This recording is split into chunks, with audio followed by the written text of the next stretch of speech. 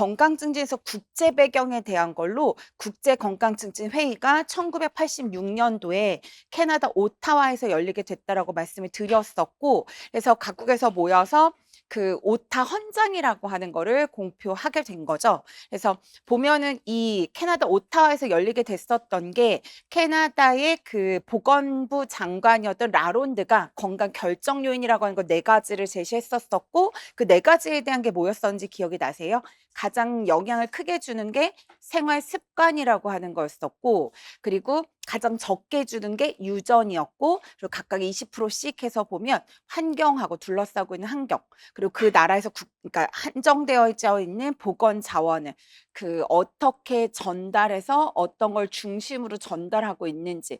그래서 이전에는 치료 중심이었었는데 이제 그런 것들의 변화 뭐 이런 것들 얘기했었고, 그래서 가장 중요한 게 생활 습관이기 때문에 뭐 의사가 해 주는 걸 받고 뭐 태어날 때부터 뭐 결정론적인 게 건강이 아니다라고 하는 개념 때문에 처음으로 그러니까 증진이란 개념, 그러니까 결정론적인 게 아니다. 그래서 완전한 패러다임이 뒤집히게 됐었고요. 그래서 건강 증진 개념이 생겨지게 됐다고 했습니다. 그래서 건강 증진 개념이 생겨지고 나서는 가장 크게 영향 주는 게 생활 습관이고, 그러니까 나의 노력, 그리고 환경이나 보건의료 전달 체계와 같은 우리가 주변 환경 조직들을 관리해서 충분히 건강은 통제할 수 있는 거다라고 하는 개념이 생기게 됐고요. 그래서 건강에 대한 통제력을 증가시키자. 그걸 하기 위해서 국가의 체계도 좀 바꿔보고 그걸 돕는 체계로 바꾸고, 또 환경도 건강을 지지하는 환경을 만들어 보자라고 하는 걸 합의를 하게 됐고요.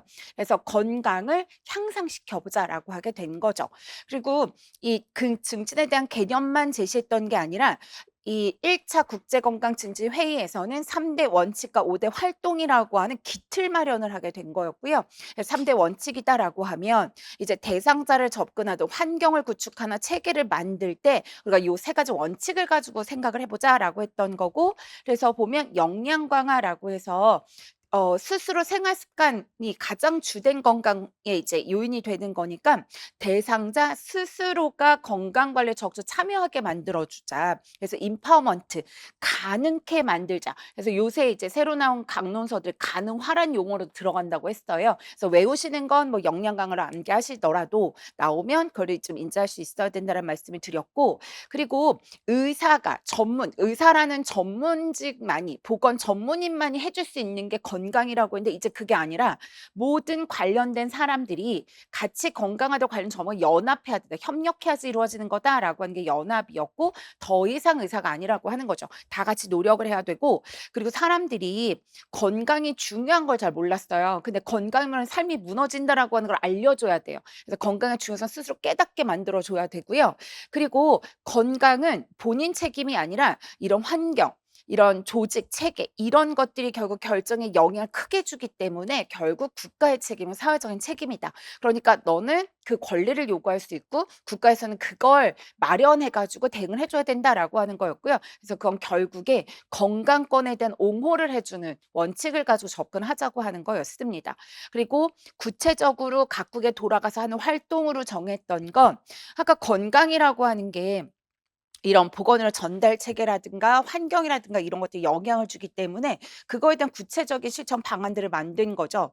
건강한 공공정책. 그러니까 결국에 건강한 공공정책이라고 하는 건 건강 증진을 이룰 수 있는, 그러니까 건강하도록 만드는 이제 사회적인 풍토, 법, 규제 뭐 이런 걸 다 만들자고 하는 거였고, 그걸 위해서는 법을 만드는 것도 재정 마련도 조세나 조직 개선 등에서 이제 건강을 이룰 수 있는 환경을 만들어 가자고 하는 거였고요.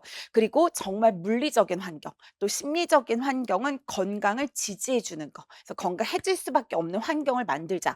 그래서 직장 환경이나 생활 환경, 그러니까 학교 환경이든 뭐 아니면 직장 환경이든 지역사회 환경이든 다 건강을 지지하는 환경을 만들고, 그래서 개인 스스로가 또 보건 교육 통해서 생활 습관을 바람직하게 갖고 내가 생활 관리도 하고 내 건강에 도움이 되는 선택을 하고 그래서 인파워먼트 역량을 높여주면 그들이 모여서 생활하는 학교, 그들이 모여서 생활하는 지역 사회라고 하는 건 결국에 함께 모여서 문제를 자조적으로 그러니까 모여 가지고 해결할 수 있고 혹시 문제가 있을 때 알아차리고 그걸 해결하기 위한 노력을 함께 갈 수 있고 그것도 옆에서 지지해 주고 응원해 줄 수 있고 그래서 이걸 하기 그러니까 하자라고 했었고요. 그래서 지역사회 활동 강화라든가 또는 개인의 기술 개발이라든가 요런 것들을 이제 구체적인 활동으로 그리고 마지막 했었던 게 한정된 보건자 의사라든가 또는 약품이라든가 뭐 간호사라든가 이런 보건 자원이 한정되어져 있는데 그동안은 이제 전문 의사가 판단해서 쓰는 거에 모든 걸 거의 집중했어요. 그러니까 재원들도. 근데 이제 그게 아니라 결국에 건강 증진 그러니까 예방하는 쪽으로 그래서 개인들한테 기술 개발시켜 줄 수 있는 뭐 보건 교육 쪽에도 갖다 많이 쓰고 그리고 이제 재활 그 사회를 복귀도 도와 가지고 그 사람이 이제 기능을 잘하고 살 수 있도록 만들어 주는 거. 그래서 전체적으로 보면 보건의료 방향 또 이제 치료에서 2차 중심으로 이루어졌던 걸 포괄적으로 1 차, 2차, 3 차를 모두 이루는 걸로. 그래서 이걸 결정했었던 그러니까 이런 개념을 처음 만들어낸 게 이제 국제건강증진회의라고 하는 거였고 그럼 우리나라 역시 이제 그 참여하고 또 거기에 관심을 갖게 되면서 우리나라에서 이제 국내 배경을 만들어야 되잖아요. 그래서 우리나라에서는 이제 건강 공공정책 그래서 이제 입법 그 처음으로 만든 법이 그래서 국민건강증진법이라고 하는 법을 만들게 된 거예요. 그래서 법을 제정했어요, 처음으로. 그래서 95 년도에 제정을 했고요. 이 오타 헌장이 공표가 된 건 86 년도였습니다. 그리고 88 년도에 또 모여서 "아 우리 정책 만들자고 했는데 정말 정책 잘 만들었니? 어떻게 만들었고 어떤 효과가 있어서 이걸 또 같이 이제 같이 토론을 하고 했었거든요. 그러면 이제 우리나라는 95 년도에 만들어졌고 그 안에는 보면 그러니까 결국에 건강을 지지하고 건강을 증진시켜 주는 법 만들고 정책 만들고 그리고 그런 환경 만들자, 뭐 교육시키자 요런 내용들이 다 법안에 포함되어져 있고요. 그 안에서 이제 저희 시험에 들어가 있었던 것들. 그래서 개인의 기술 개발 그래서 개인의 기술 개발을 시켜주기 위해서 보건 교육이라고 하는 것도 법에 들어가져 있었거든요.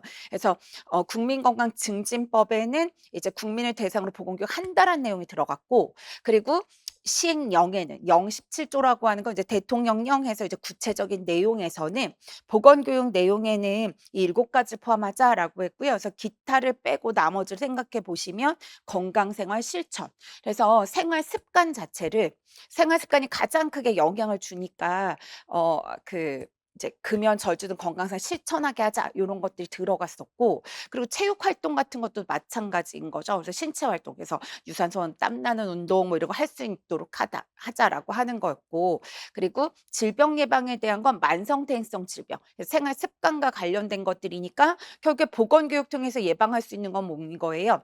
그래서 그 뭐 비만하지 않도록 하고 그리고 고지방 식이안목 뭐 이런 것도 들어가 있고 그리고 구체적으로 영양이라든가 균형진 영양이라는 게 뭔지 그리고 합리적인 그 식생활이 어떤 것인지 이런 것들도 교육하고 그리고 구강 건강 공중위생 그러니까 손 씻기, 환기 이런 것들 포함해서 이제 보건 교육 내용으로 이제 정했던 거고요. 그리고 건강세 실천과 관련해서 인 것뿐 아니라 흡연에 대해서는 그럼 이 법에서는 어떤 내용들을 정하고 있지? 분명히 보건교육 안에는 건강세 실천이랑 교육도 정하고 있는데 분명히 건강 증진은 이 그냥 그 생활 습관으로만 다 이루어지는 게 아니라 환경 구축하는 것도 그리고 이렇게 조직 체계를 구축하는 것도 분명히 건강에 크게 영향을 준다라고 했잖아요. 그럼 그런 노력들을 함께 해 가야 되는 거고 그래서 이제 하고 있는 게 금연 운동. 그래서 캠페인을 벌리는 거죠. 그래서 국민들한테 그러니까 담배가 해롭다는 걸 알려줘야 되고요. 그리고 담배 해로움을 계속 추적하고 연구하는 단체들을 지원해 주는 거예요. 그리고 그 접근성 그러니까 전체적으로 그 풍토를 그러니까 쉽게 접근하지 못하는 지지적인 환경 만들어 주기 위해서 담배 자동 판매기를 제한 설치하는 거죠. 그래서 성인들만 이용을 하는 곳에 그리고 그렇게 해 놓고 나서도 또 혹시라도 이제 청소년들이 이용할 수 있으니까 성인 인증 장치를 부착해서 그 아무나 이용하지 못하도록 한다는 거였고요. 또 건강을 지지하는 환경에서 보면 그 흡연 같은 경우는 직접 흡연, 간접 흡연이 모두 건강에 유해하다고 했고 특히 간접 흡연 같은 경우는 그러니까 부류연이라고 해서 그냥 피고 이 사람이 그러니까 안 좋은 것들 단백질 흡수하고 내배는 게 아니라 그 단백질 나가는 게 유해 물질이 2배에서 3배가 들어 있었다고 했잖아요. 그러니까 누구든 다 유해할 수 있는 거고 그러면 절대로 그 흡연 상황에 노출되지 않도록 하는 게 좋은 거잖아요. 그래서 많은 공중, 다중 그러니까 그 다중시설 뭐 공중시설이라고 하는 많은 사람들이 이용을 하는 것들은 특히 취약한 사람들이 이용하는 곳은 최대한 다 절대금연구역으로 하자라고 하는 거고요. 그래서 초중 고등학교 같은 경우는 그 건물 그러니까 그 경계 안에 있는 교사, 교지 모두 다. 그래서 뭐 운동장 이것도 다 절대 금연구역에 해당되는 거 볼 수 있고 또 환자들이 있는 뭐 의료기관, 보건소, 의료원, 진료 그러니까 보건시설, 어린이집 그래서 이런 취약한 그러니까 다중이 모이는 곳은 다 금연구역을 하는 게 마땅한데 특히나 이런 취약한 사람이 있는 곳은 더더욱이라고 하는 거고요. 그리고 주거지도 그러니까 공동으로 사용을 하잖아요. 그래서 이거는 이제 2분의 1 이상이 신청 그러니까 동의를 하게 되면 이제 지정을 해 주는 거고 그리고 금연 구역을 지정을 하고 그 안내 표시를 해서 알게 하도록 하는 거였고요. 그러면 공동주택에서 아까 2분의 1 지정이 되어지면 그러니까 2분의 1이 신청했으면 절대 금연 구역이 아닌데 이제 합의를 해 가지고 한 거잖아요. 그럼 그런 경우에 이제 충분히 홍보를 해야 되는 거죠. 금연 구역이다라고 하는 거고 그리고 유치원, 어린이집, 초중고의 각 시설에 경계선으로부터 200 미터까지의 거리를 아 저 이 30 미터까지의 거리를 이제 그 금연구역으로 지정을 해야 된다라고 하는 거 볼 수 있습니다. 그래서 아직 얘는 출제가 되지 않았는데요. 금연에 대한 거는 굉장히 중요하게 보고 있는 부분이기 때문에 네 보시고 그리고 또 인식 같은 거 그래서 편견 같은 거 갖지 않도록 하기 위해서 경고 문구를 담뱃갑의 앞면이나 뒷면에 뭐 측면에 두도록 하고 특히 잘 보이도록 앞면 또는 뒷면에 놓도록 하고 있는 게 경고 그림입니다. 그래서 그림은 사진을 포함한다라고 해서 요새 인제 주로 사진으로 들어가고 있고요. 그리고 이 측면이 아니에요. 앞면이나 뒷면에 그 넓은 면에다 넣도록 해 가지고 인제 그거에 대한 이제 그 뭐죠? 거부감 그래서 그 부정적인 감정이 생기도록 하는 거고 그리고 담배에는 이제 경고 문구를 넣도록 하는 거죠. 그래서 본인 자체가 폐암 등의 질병에 걸릴 수 있다라고 하는 거고 당신이 피는 행위가 주변 사람 건강에 위협이 될 수 있다라고 하는 걸 문구를 넣도록 했고요.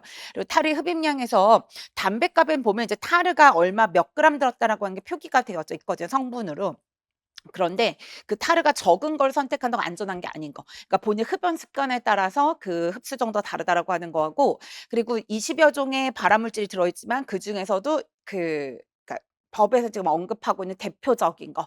그래서 6가지에 대한 거. 그래서 이거는 저기 비니 쓰고 벤카 타고 나비처럼 뭐 이렇게 날아간다. 뭐 이렇게 해서 그래서 2글자가 3개, 3글자, 5글자, 7글자 이렇게 거기서부터 연상하자고 말씀드렸잖아요. 그래서 비소 그리고 니켈 그리고 벤젠 그리고 카드뮴 그리고 나프티라민 그리고 비닐 클로라이드 해 가지고 기억해 보실 수 있고 그리고 상담 전화라고 하는 건 금연 상담 전화의 전화번호를 그러니까 금연 상담 전화, 전화번호 뭐 이렇게 까지 네 가능하고요.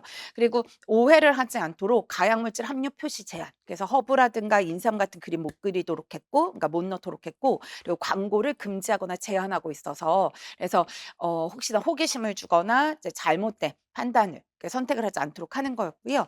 그리고 그 1986 년도에 지금 캐나다 오타와에서 건강 증진에 대한 개념만 이제 언급했던 게 아니라 결국 건강이라고 하는 게 제일 크게 영향 주는 건 생활 습관이지만 환경이나 이런 국가의 체계, 조직이라고 하는 것도 영향 크게 줘. 40% 잖아요, 얘네 둘을 합치면.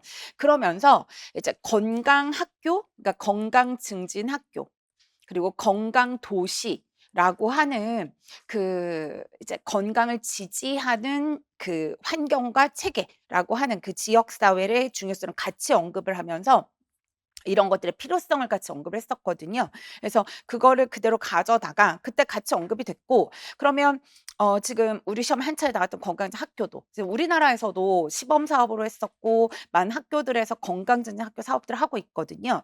그러면 건강증진 학교라고 하는 건 결국에 건강증진이라고 하는 건강에 대한 통제력을 갖게 한다. 현재 건강보다 더 좋아진다라고 하는 그 건강 증진의 개념에다가 학교라고 하는 그래서 이게 하나의 조직이자 환경으로서 건강을 지지하고 건강을 돕는 그래서 건강을 이루어 가도록 해 주는 학교가 된다라고 하는 거예요. 그래서 그걸 가져와서 이제 보는 거죠. 그래서 학교 구성원에 그리고 신체 정신적 영적 건강과 안녕을 증진시키기 위해서 이건 결국에 대상은 자의 이제 건강 증진이라고 하는 거 같이 한 거고요. 근데 그걸 하기 위해서 주변에서 보는 그 환경이나 조직 자체가 그걸 도와줘야 된다라고 했던 거고, 이제 이 뒤에는 그거죠. 그러니까 학교 구성원의 건강 증진을 위해서 이제 조직적 노력을 같이 해가겠대요. 근데 그게 학교와 지역사회 협력을 통해 가지고 체계적이고 포괄적인 서비스. 그러니까 학생과 그 교직원의 건강 증진을 위해서 모든 조직적인 노력이요. 그럼 학생과 교직원은 스스로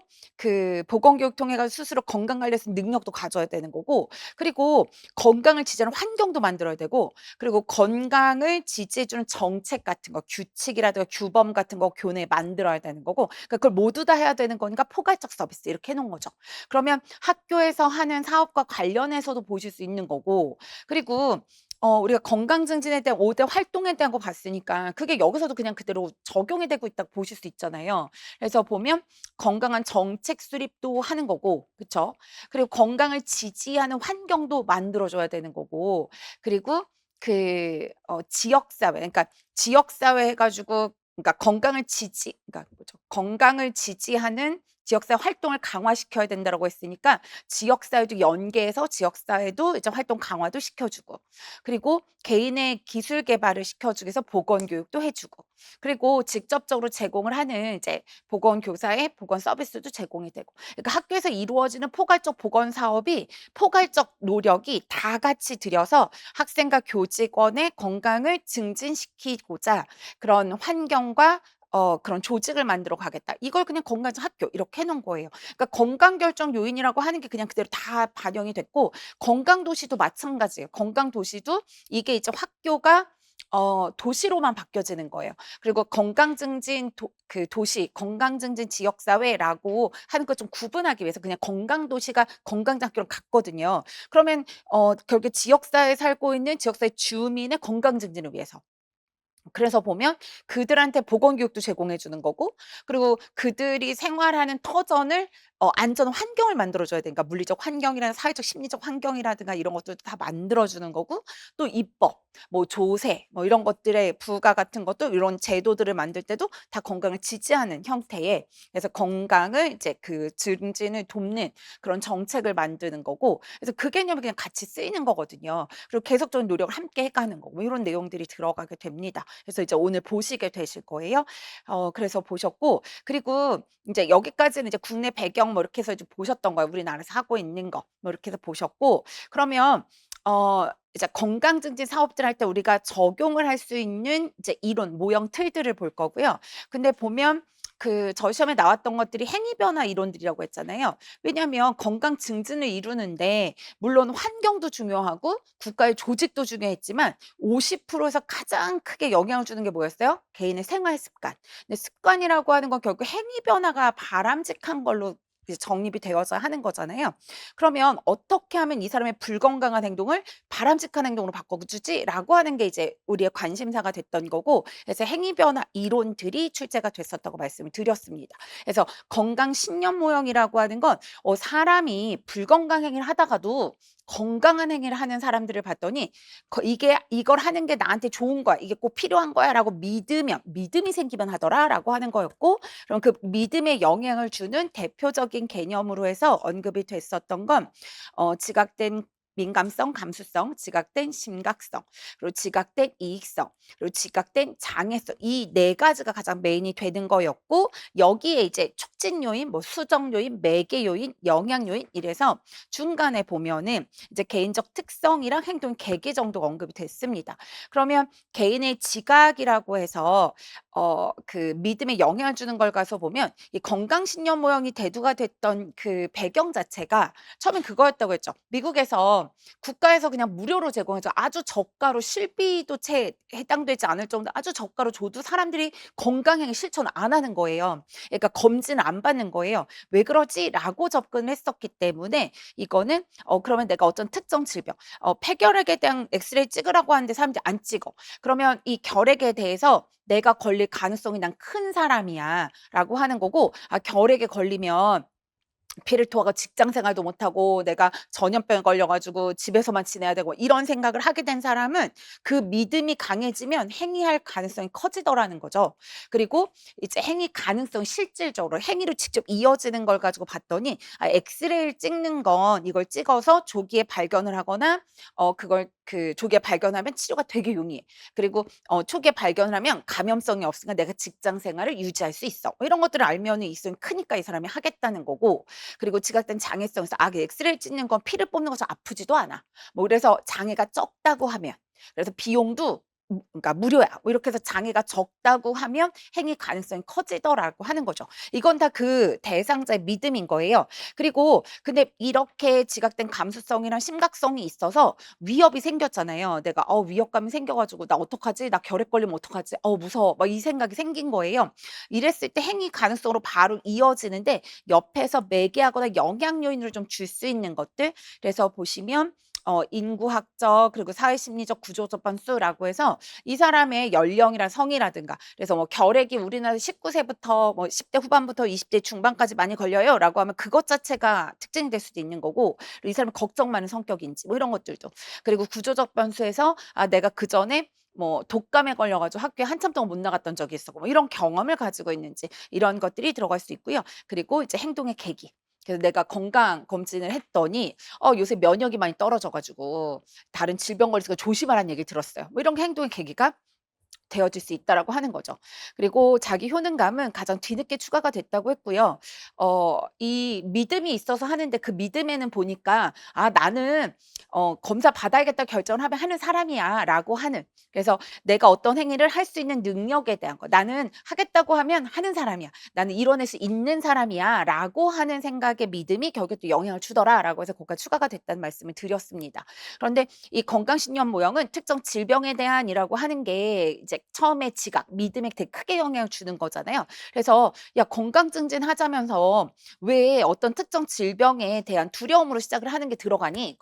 그것보다는 이 증진을 위해 좀 더 적극적인 게 필요해라고 하면서 여기선 행위 전에 이제 이미 형성되어 있는 것하고 행위를 할까 말까, 할까 말까 하는 고민 그래서 갈팡질팡하는 사이에 그리고 이제 이미 그 고민을 끝냈고 '아 내가 해야지.'라고 이제 들어가게 되면 그러면 이제 행위를 직접적으로 이제 수행하는 과정으로 연결될 때 그럼 행위 전, 행위를 할까 말까 갈등하는 상황 그리고 이제 행위를 하겠다라고 결정해서 하는 상황 요렇게 해서 이렇게 전개를 가지고 생각해 볼 수 있다고 했었고 그럼 행위를 하기 전에 이 행위를 하냐 마냐에 영향을 줄 수 있는 요인을 봤더니 그 개인적 요인 해 가지고 그 증진 모형에서 그러니까 건강 신념 모형에서 보셨던 인구학적 특성 그리고 뭐 심리적 특성에 그러니까 동기 뭐 이런 것들 들어가 있었고 또 사회 문화적인 영향 그러니까 뭐 친구들의 영향을 받고 뭐 요런 것들이 영향받을 수 있고요.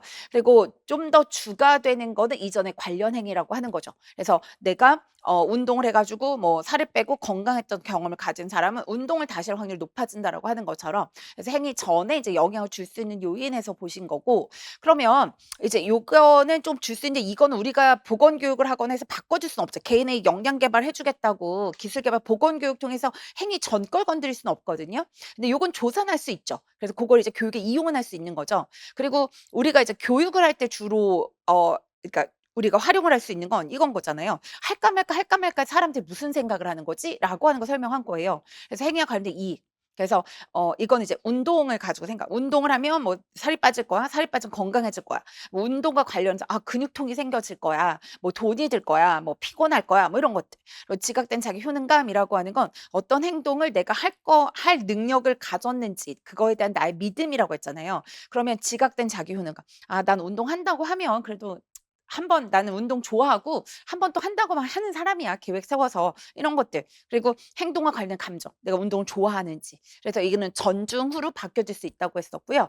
그리고 행동의 계기라고 있었던 거를 여기서는 이제 사회 학습 이론을 좀 더 녹아 넣어 가지고 다른 사람의 영향 그러니까 관찰 학습 통해서도 이제 우리가 운동을 시작할 수 있는 거예요. 그래서 인간 상호 간에 대인 간의 영향을 넣어 놓은 거죠. 그래서 어떤 사람이 이게 옳다라고 말하는 거라든가 아니면 옆에 다른 사람이 이제 그거를 하라고 이제 권해 주거나 이런 것도 들어간다고 했고, 그런데 여기서는 인제 사회학습 이론의 측면이었기 때문에 그냥 관찰학습 통해서 저 사람이 운동해서 살 빼는 걸 보고도 그것 자체가 나한테 계기가 돼서 할 수도 있는 거라는 거예요. 그리고 상황적인 영향으로 보면 스트레스가 없고 좀 편안한 상황에서 할 수 있다라고 하는 거고, 그러면 저희가 보건교육 통해 가지고 바꿔줄 수 있는 거는 뭐 상황적인 건 바꿔줄 수가 없잖아요. 그러니까 주로 이익을 막 강조해 주고, 장애는 이제 조사해 가지고 그걸 줄여주기 위한 노력을 해 주고, 효능감을 높여주기 위해서 작은 성공 경험부터 자꾸 하도록 해 주고, 그리고 감정도 이제 대상자 겪으면서 하는 거니까 그럼 우린 이익과 장애에 대한 걸 조사해서 해 주고 성공 경험을 자꾸 만들어 주는 거고요. 그리고 나서 이제 사회학습이니까 뭐 롤 모델을 제시해 준다든가, 뭐 이미 성공한 사람 누군가 와 가지고 나 잘할 수 있어." 이런 거. 그래서 저희도 하는 게 합격 사례 발표가 선생님들한테 되게 도움이 되어 지더라고요. 그래서 뭐 합격 수기 같은 것도 그렇고. 그래서 그런 것들이 실제 선생님들 학교에서 그러니까 건강 증진에서 프로그램을 운영하실 때 이미 성공을 했거나 거기에서 성취감을 느끼고 있는, 이미 실천하고 있는 사람이 와 가지고 얘기를 해 주는 것도 도움이 된다라고 하는 거고요. 그래서 이제 할까 말까 고민 끝. 그럼 우리가 뭐부터 해요? 바로 행동으로 이어지지 않는다고 했죠, 사람은. "아 나 내일 아침 몇 시에 일어나서 운동할 거야."라고 하는 거고, 그게 결국 행동으로 이루어지는데, 이전부터 자리 잡고 있었던 개인적 특성과는 다르게 즉각적 선호와 이제 가족 요구와 선호가 생길 수 있다. 그래서 나가려고 했는데 너무 추워. 그래서 아침잠을 자고 싶어. 그건 이제 즉각적 요구가 생겨진 거고, 그거에 대한 선호도에 따라서 계획이 이루어질 수 있고 그렇지 않을 수도 있다라고 하는 거고요. 음. 그리고 이제 프리시드, 프로시드 모형에 가서 보실 거고, 이거는 프리라고 하는 것 자체가 소인용, 그러니까 프리 디스포징에서 그전부터 자리 잡고 있었던 거, 림포싱에서 강화 요인에 대한 거, 이네이블링 하면 가능 요인에 대한 게 결국에 이 프리시드에 들어가는 대표적인 거였고요.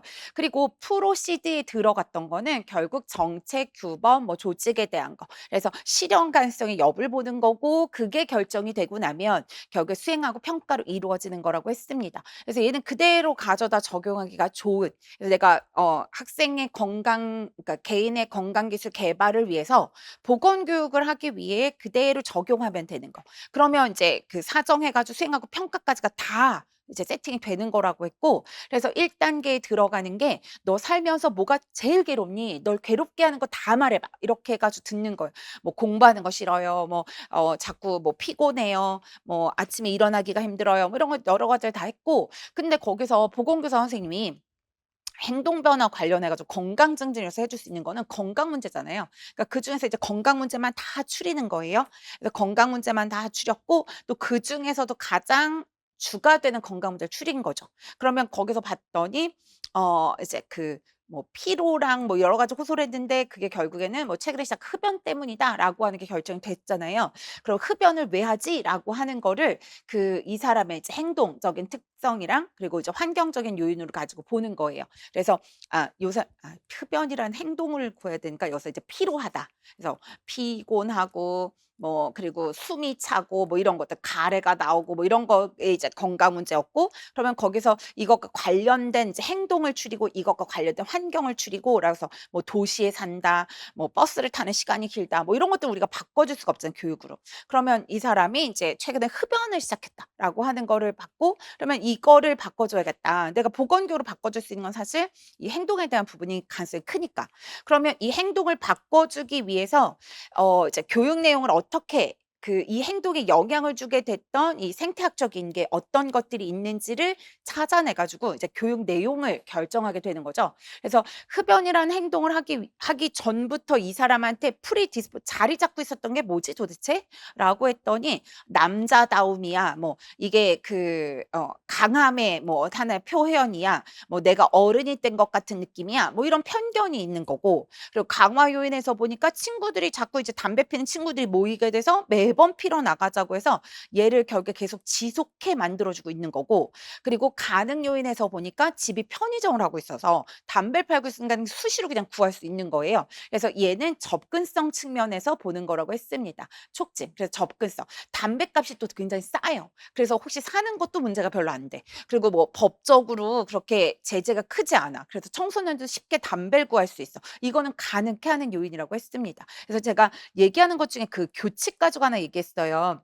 일반적으로 담배 피다 걸리면 정학 10일 뭐 이렇게 하면, 그러면 내가 담배를 피다가 걸려서 정학을 10일 맞았어요. 그럼 이거를 중단하게 하는 요인이잖아요. 그러니까 강화 요인은 지속하게 하거나 멈추게 하는 요인 얘기하거든요. 그러면 내가 정학을 맞아 가지고 10 일을 하고 난 다음에 담배를 끊게 됐었어요. 그러면 그건 강화 요인으로 보는 거거든요. 그런데 제가 교칙이 너무 강력해서, 그래서 뭐 "담배 피다 걸리면 손가락을 하나씩 잘라낼 거야." 뭐 이런 식이 돼서 아예 상상조차 못하는 아주 엄격한 분위기를 만들어 가지고 접근성 자체를 저해시켜 버렸어요. 뭔가 감히 생각도 못 해요. 뭐 "이런 상황이 된다."라고 하면 교칙이라고 해도 가능성 요인도 될 수 있다는 얘기를 드린 거예요. 그래서 그냥 무조건 교칙 이꼴 강화로 외우시지 말라고, 왜냐하면 출제원이 자꾸 함정을 만든다는 말씀을 드렸던 거였습니다.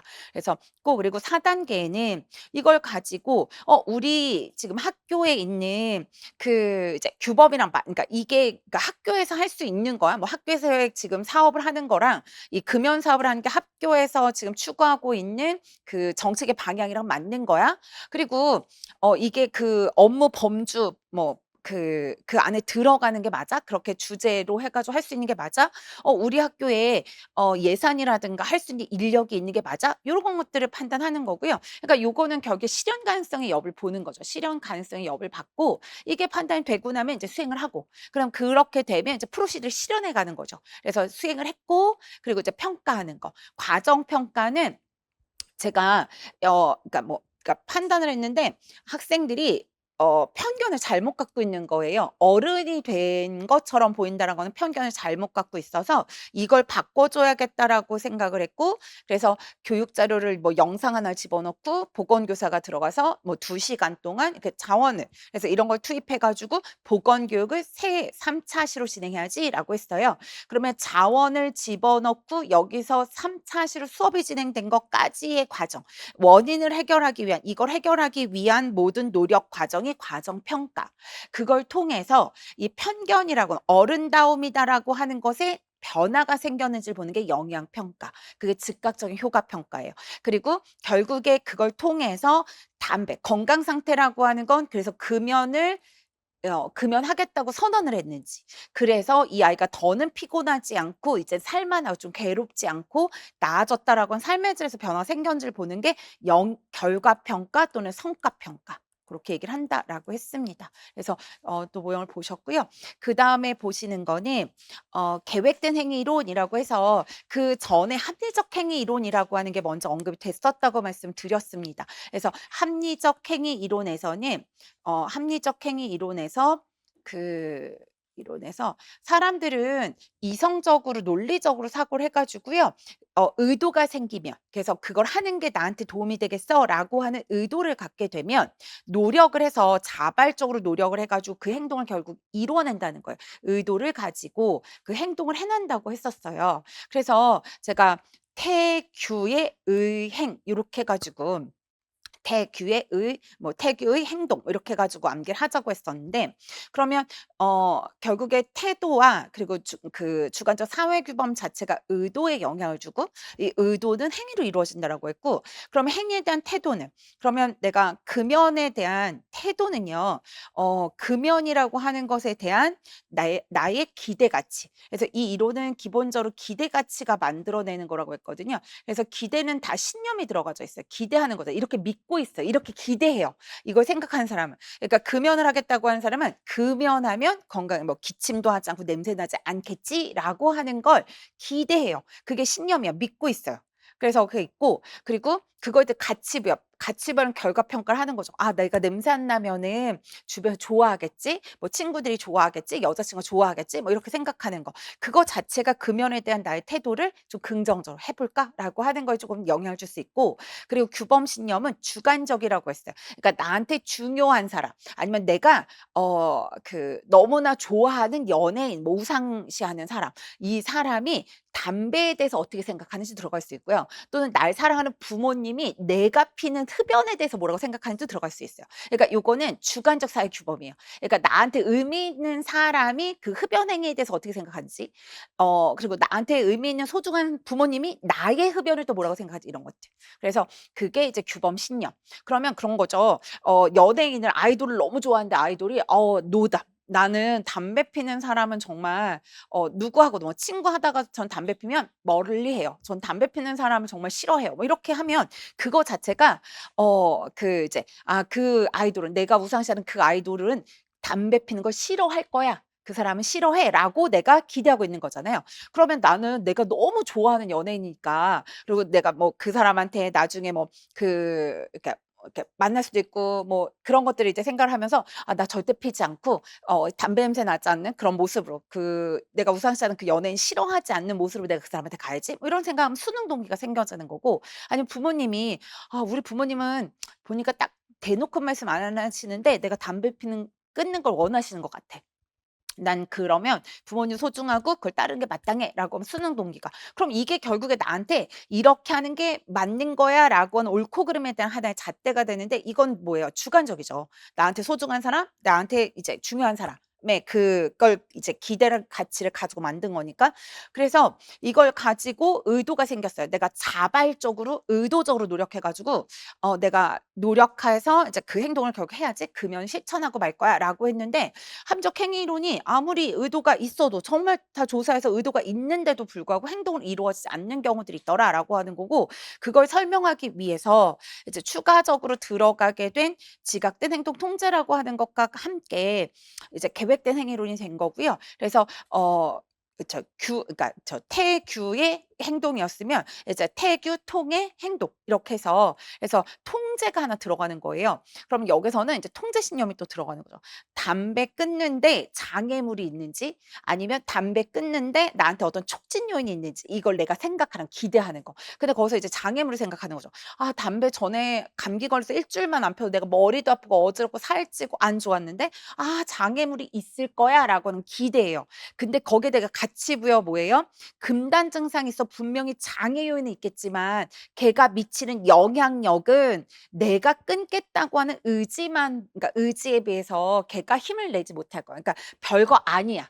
내가 걔가 분명히 금단 증상이라고 하는 이 통제 신념이 있는 거 알아. 장애물이 있는 건 알지만 영향력 자체가 그렇게 크지 않아. 왜냐하면 '내가 이번에 의지가 정말 강하거든.'라고 하면 그거에 대한 지각된 영향력이. 그럼 이거는 내가 또 가치 부여를 한 거잖아요. 너가 있어 봐야 그러니까 영향을 많이 못 미쳐. 아니면 내가 그럴 수도 있잖아요. '아 그래 금단 증상해 가지고 살찌면 정말 끔찍한데.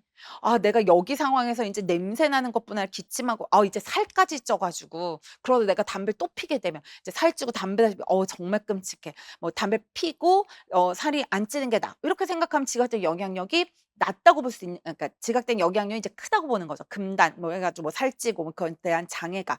그러면 그게 지각된 행동 통제가 돼서 얘가 의도에도 영향을 주고 직접적으로 행동에도 영향을 준다라고 설명이 되었던 내용입니다. 그리고 행위론적 변화 단계 이론, 그리고 범위론적 모형에서 보면 사람의 행동 변화를 관찰하고 봤더니 이 사람들의 행동이라고 하는 게 먼저 생각이 바뀌고, 생각이 없던 사람이 생각이 바뀌고, 생각이 바뀐 사람이 마음이 좀 바뀌고, 마음을 결정해서 마음 먹고, 그래서 마음을 결정을 하고 난 다음에 행동으로 가고, 행동을 하고 그걸 유지해서 안정화가 되어지더라라고 해서, 사람의 행동은 하루아침에 이게 아니라 생각을 하고 그러니까 마음에 좀 변화가 생기고 마음에 결심을 하고 실행을 하고 유지를 하는 거구나라고 하는 걸 알게 됐고, 그러면 그렇게 그 과정들에서 이렇게 생각을 바꾸게 해 주고 마음을 바꾸게 해 주고 하는 것들이 이제 변화가 겉으로 보이지 않고, 우리가 겉으로 보는 건 행동이지만 결국에 그 사람의 요 행동 변화 과정을 봤더니 생각이 바뀌고 마음이 바뀌고 하는 과정들을 이제 그 변화 과정을 설명을 했던 거고요. 그래서 초기 때는 왜냐하면 무관심 단계, 관심 단계, 준비 단계로 가려면 생각 없던 사람이 생각을 하게 됐고 마음이 없었던 사람이 마음을 먹고 그리고 마음의 결심을 내리고 그렇게 하는 게 이제 초기 단계 그 경험적 그래서 인지적인 부분이거나 아니면 정의적인 그러니까 태도적인 부분이 들어가는 게 이 앞쪽에 있고요. 그리고 이제 준비를 했고 그래서 마음 결심을 내렸잖아요. 그다음에 실행을 하고 하는 이 행동적 단계는 이제 주로 뒤에 있는 행동들 그러니까 변화 단계에서 영향을 주더라라고 하는 거죠. 그러면 생각이 아예 없던 사람한테 무관심한 사람, 생각도 안 하는 사람이에요. 금연에 대해 생각조차 안 한 사람한테 금연을 생각하게 하는 게 의식 경성. 그래서 새로운 정보를 찾게 하고 자기 상황에 맞춰 해석하게 하고. 그리고 이제 마음의 변화를 마음을 움직이게 해 주는 거라고 해서 뭐 다큐멘터리 같은 거 봐 가지고 부정적 감정을 느끼고 그걸 겉으로 말로 해 보게 되고 안에서 마음이 변화가 생겨지기 시작하는 게 극적 완화. 그리고 뭔가 마음 먹는 계기를 자꾸 만들어 주는 거예요. 환경 재평가, 자기 재평가. 환경 재평가는 불건강한 행위가 사회적으로 어떻게 영향을 주고 있는지. 그래서 내가 담배를 피고 엘리베이터를 탈 때는 다 인상 쓰고 쭉 뒤로 피하는 거. 이거는 이제 그러니까 환경 재평가. 아, 그동안 내가 생각도 안 했고 마음도 못 먹었었고 했는데 이제 내가 그쵸. 그러니까 '아 담배 나쁜 거구나.' 생각을 그러니까 그런 정보를 생각을 하게 됐어요. 그러고 나서 이제 마음이 '담배가 좀 무서운 것 같더라. 정말 담배 피우면 좀 두렵긴 하네.' 이 마음을 가지고 있는데 또 담배 피우고 엘리베이터 탔더니 뒤로 다 붙어 버리고 뭔가 코 막고 막 이게 느껴지는 거예요. 그리고 또 내 모습을 보는데 이렇게 하다가 내가 나이는 먹고 더 주름지고 그 이제 담배 냄새 나고 이런 모습들을 상상하니까 끊고 건강한 생활하는 내 모습을 생각해 보고 그러면 내 가치관 신념에 따라서 내가 하고 있는 행동에 대한 걸 또 평가해 보는 거예요. 이건 뭐야? 이제 마음을 먹도록 옆에 자꾸 해 주고 있는 거예요. 이제 고런 것들을 통해 가지고 이제 마음을 먹었잖아요. 그래서 마음을 먹었어요. 그러면 이제 결심을 하고 난 사람한테 자기 해방 선언하게 하는 거죠. 그걸 또 공고에 굳히는 거. 그래서 "나 금연하기로 했는데 언제부터 금연할 거야?"라고 하는 게 자기 해방에 대한 거. 그리고 난 다음에는 이제 행동을 하면서 가끔씩 담배 피우고 싶을 때 이제 도움도 받을 수 있고 그러니까 조언도 받을 수 있고 지지도 받을 수 있고 그리고 담배 생각이 날 때 대신할 수 있는 거. 밥 먹고 나서 담배 피우고 싶은데 차를 마시는 거, 뭐 산책을 하는 거 이런 것들. 그리고 내가 마음이 좀 약해지려고 할 때 나한테 어떤 선물들, 강화물을 주는 거. 그리고 뭔가 어떤 상황에서 주로 담배 생각이 나는지를 봐 가지고 그 원인 그래서 뭐 술자리를 피하게 하거나 자주 음식을 피하게 하거나 하는 것들이 있고요. 사회적 해방 같은 경우는 전체 과정에 거쳐 가지고 다 영향을 준다라고 해서 이거는 사회적으로 지금 금연이라고 하는 행동을 사회적으로 어떻게 받아들이고 있고 사회에서도 그거에서 어떤 노력을 하고 있는지 이걸 깨닫는 거예요. 이거는 생각 먹을 때 그러니까 마음 변화시키고자 할 때도 그렇고 행동을 할 때도 날 다시금 다잡게 해 주는 거죠. 전체적인 영향을 준다라고 합니다. 그리고 사람들은 그러면 사람이 생각을 바꾸고 마음을 변화시키고 나더니 마음을 먹고 그리고 실천으로 들어가더라라고 했는데 그럼 그 과정만 잘해 주면 되는 줄 알았는데 분명히 생각 넣어 주고 마음의 변화시켜 주고 결심하게 했는데도 불구하고 바로 행동으로 안 이어지는 경우들이 있는 거예요. 그런 거 관련된 게 어떤 게 있지라고 해서 보니까 의사결정 균형 계속해서 순간순간 이거를 장기적인 안목으로 보지 않아요. '하는 게 좋을까? 안 하는 게 좋을까? 이걸 했을 때 내가 손해 보는 거 뭐지?' 머릿속에 계속 그걸 계산을 한다는 거예요. 그래서 의사결정 균형. 그러니까 우리가 행동 변화를 이끌어 가려면 그 사람한테 생각 넣어 주고 마음 변화 생겨 주고 하는 거 중간중간 또 뭐 해 줘야 돼요? "너 지금 혹시 손해가 된다고 생각 어려운 이유가 뭐야? 얘기해 봐." 그래서 그걸 줄여 주고. 그리고 그때 이제 이득을 막 구체적으로 구체화시켜서 알려주는 거죠. 그리고 뭐 가끔 폐사진처럼 이렇게 좋아지고 있다. 뭐 이런 것들 보여주기도 하고. 그리고 또 중간중간에 이제 한 번씩 행동을 하다가도 이제 이전 상태로 돌아가는 경우도 생겨지게 되니까 유혹에 잘 안 빠지게 하려면 자기 효능감. 그래서 그 금연이라고 하는 행동을 얼마나 잘 유지해 갈 수 있는지에 대한 스스로의 믿음이 높아져야 되는 거예요. 그러니까 이 사람한테 "너 당신은 뭐 5년 이상 뭐 그 금연을 실천하는 걸 목표로 하자." 이게 아닌 거예요. 그다음 뭐 "몇 시간만 참아 보자." 성공 오케이. 당신은 뭐 일 주일 벌써 뭐 몇 단계 올라갔고 이걸 가시적으로 보여주면서 작은 단계부터 성공을 이루어 가면 이제 자신감이 생겨지고 유혹에 잘 안 빠져요. '나는 해낼 수 있는 사람이니까.' 거야라고 하는 믿음 때문에. 그래서 보실 수 있고요. 그리고 이제 학교 실제 하는 프로그램들에서 보면 금연 프로그램에서 보는데 금연 프로그램과 관련해선 "이게 학교에서 왜 필요해?"라고 하는 가장 주된 건 뭐인 거예요. "담배는 이만큼 나빠. 이렇게 나빠서 이런 영향을 미치는 거야."라고 했었을 때 요즘 보면 이제 그 근거가 명확한